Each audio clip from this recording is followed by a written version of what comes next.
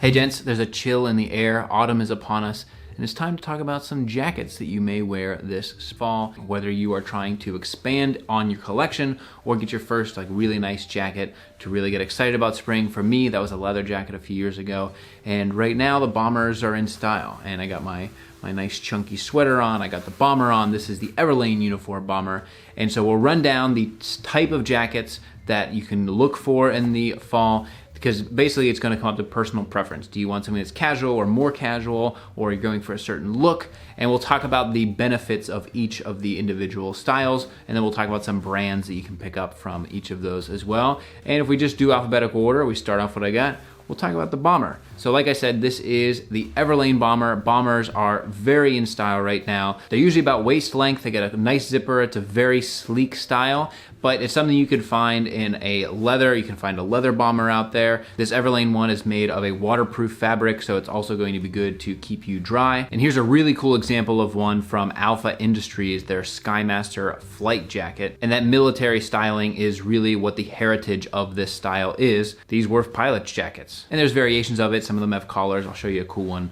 when I get to my denim jacket. But bombers are pretty universal from brands. You can find them from Levi's and Dolce & Gabbana, Kingsman, Ralph Lauren. So chances are if a company makes some kind of outerwear, you'll probably find one. For me, the Everlane one just nails everything I'm looking for in a jacket. It's part of their uniform collection, so that means it's going to be in their collection for a while and it's guaranteed to last. And so I think Everlane has just nailed it with their bombers. I also have the Grand Frank suede bomber, and I've had this for 4 years and it still looks amazing. It's one of the best jacket purchases I've ever made. I think it was around $300. This specific one was sold out online, but they have some really nice suede jackets. And suede is just a really nice all year round style, but in the fall you get some really cool colors of suede. I did this jacket's too many layers in the studio. The next one we have is a denim trucker jacket, and this is another really nice one for the fall that you can also find in some variations. You can't talk about denim without talking about Levi's, so here's their Levi's trucker jacket, and you can get this in a ton of sizes, different washes. If you want certain features or functions in there, I believe they even sold a smart one with some Google technology a few years ago. And then from there, you can go up or down. You can go with like APC, ASOS, many brands will have a denim trucker jacket. The one that I picked up and covered last year is from Woodies. Woodies is a custom company, so if you ever find that you're in between styles or you just can't fit off the rack, Woodies will make you an incredible custom denim jacket, and they also have some really cool customization features. I have the Sherpa lined one, and this jacket became my absolute go-to even at the tail end of winter into the spring. It was so warm, so cozy, and it just fits me like a glove, unlike many other jackets. And the really nice thing about their jackets is it's a little bit higher price than Levi, but it's not up in the luxury quality price. It's right smack in the middle, great quality to value ratio. I always recommend Woodies, and they have a fit guarantee, so it makes it really easy on you. Next, we'll talk about the quilted jacket. And just like we talked about the denim jacket, you cannot talk about quilted jackets without talking about Barbour. Barbour's quilted jackets are iconic. They look incredible. You can dress them not up completely, but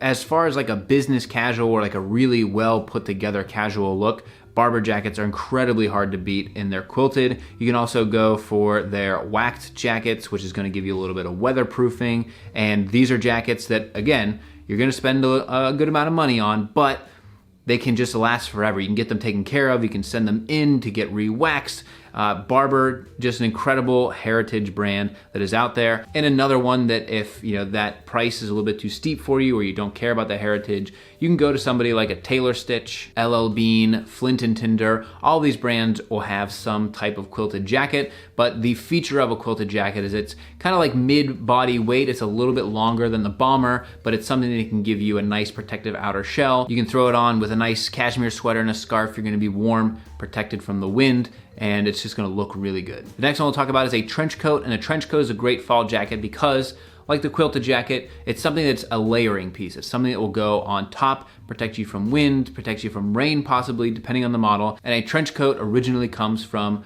Burberry. Burberry is the originator of the trench coat. You can get them in multiple lengths as well. You can go all the way down, you know, to the ankles. You can get something a little bit shorter, but that is the iconic brand behind that style. What's interesting about their jackets, and you can see Raphael's video he did on is a Burberry trench coat worth it? Other brands have come in, used that as a template, and then evolved the jacket a little bit. The one that I have is from American Trench. It's not quite as expensive as the Burberry, but has a key feature, which is that it's waterproof. It's completely waterproof because it's Ventile fabric, and I dig into Ventile fabric in that video where I talk about why it's so water resistant and why it's so expensive. It's because it's an amazing fabric. But the trench coat is another one where a lot of brands will have this. I mean, you can get them from Hockerty if you're looking to go custom. You know, Hugo Boss has a nice trench, Uniqlo, ASOS, Paul Smith. So you can go icon, you can go custom, or go to the other brands if you're looking for a specific color to really go with your fall wardrobe palette. And if you're interested in the trench style and you want something that is waterproof, weatherproof, but it's not going to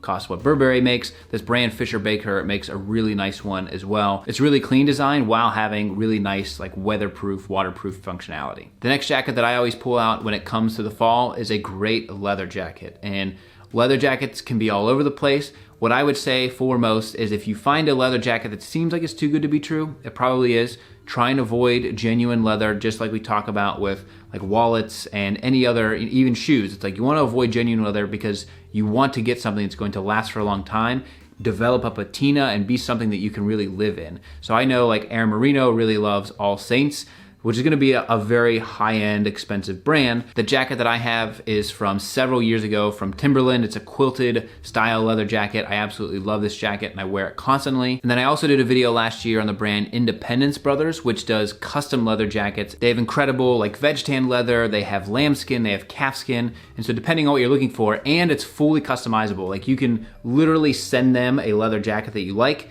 and they can almost exactly match that based on zippers or pockets or certain design and colors. And so it's a really cool platform and they're all extremely affordable, especially when you look at what like a really nice leather jacket costs.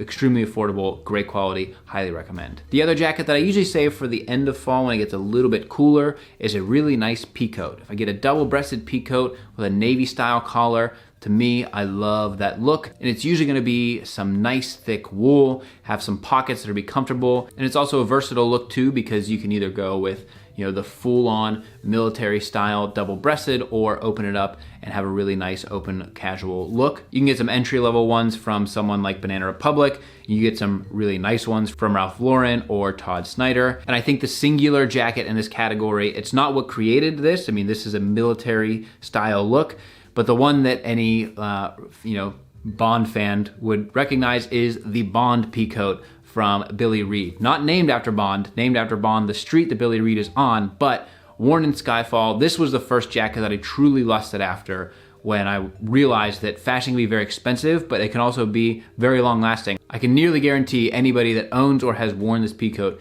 can attest to the quality, longevity, and style of this jacket. And it's telling that this jacket came up 8 years ago in a movie and it still looks as good today as it did 8 years ago, and I still want it just as badly. Next we have field jackets, and this is something that I've been seeing more from brands very recently. It seems like it's in style right now. When it comes to this kind of outdoor stuff, I feel like Filson is really the brand that is the leader here. But the characteristics of a field jacket is usually it's like a heavyweight cotton canvas. I usually see them in like an olive green or a tan.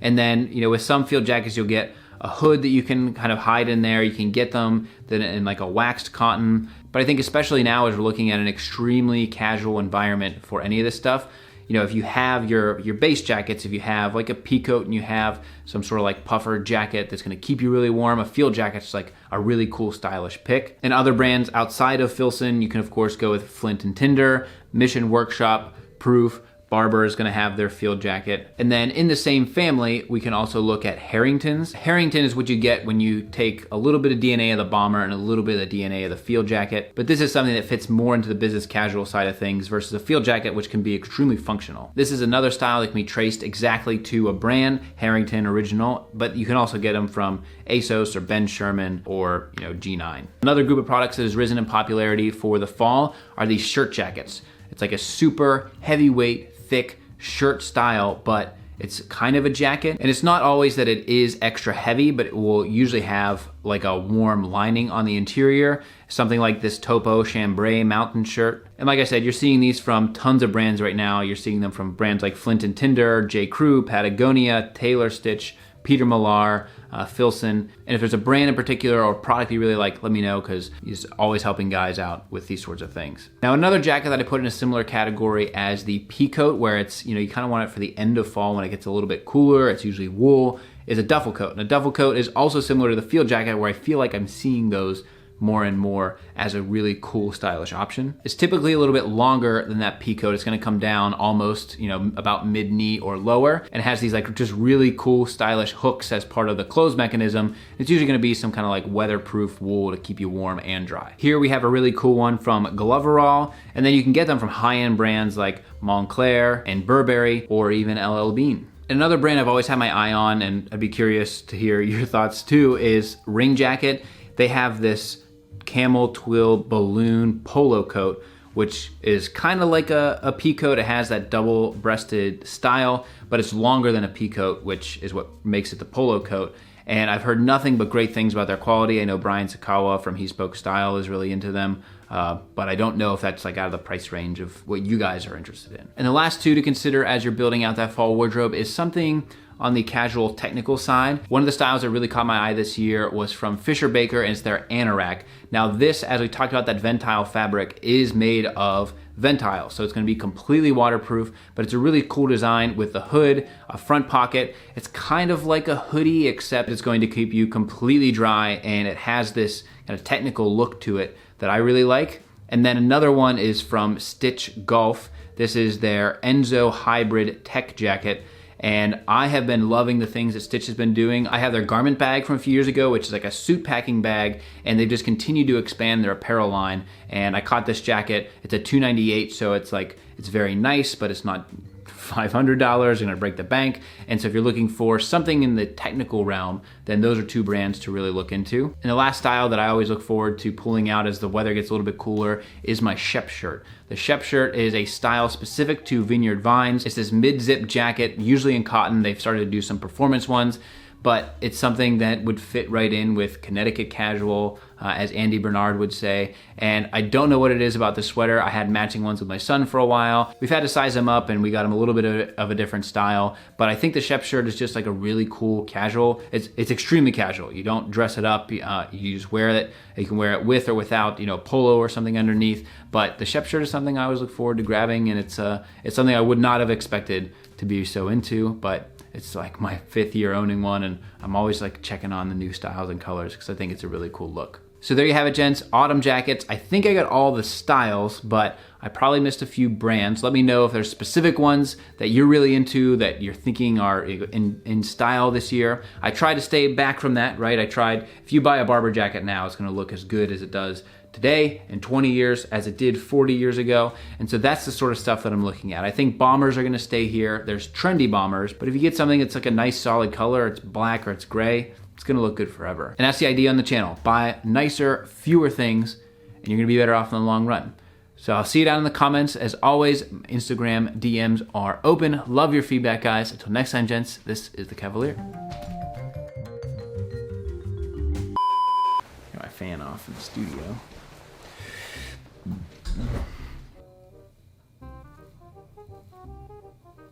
Sheep's wool Peacoat.